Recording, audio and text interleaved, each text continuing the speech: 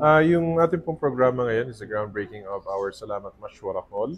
So this is a manifestation of our support to the lasting peace and paano natin masustain yung peace and order natin dito sa Maguindanao del Norte, especially dito po sa Camp Abu Bakar.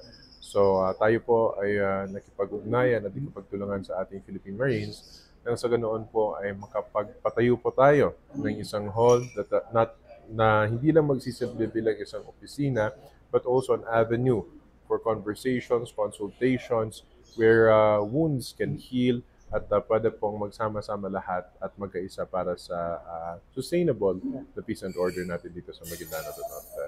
So, andyan po si General Camado at tayo po ay masaya sa kanila pong buong suporta kasi gusto pa nating i-honor dito, of course, yung ating mga kapatid sa ating tinatawag na umpungan, ng Mall Islamic Liberation Front.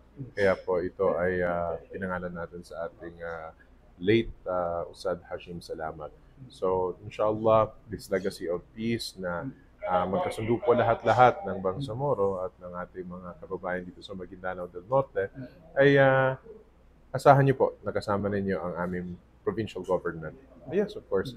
Ang gusto nating ipakita dito is ang ating probinsya ay hindi lamang nakafocus sa continuous development, but of course, we want a sustainable na peace and order situation dito. And then, nandiyan ang ating Philippine Marines, dito ang ating security sector to help us with that.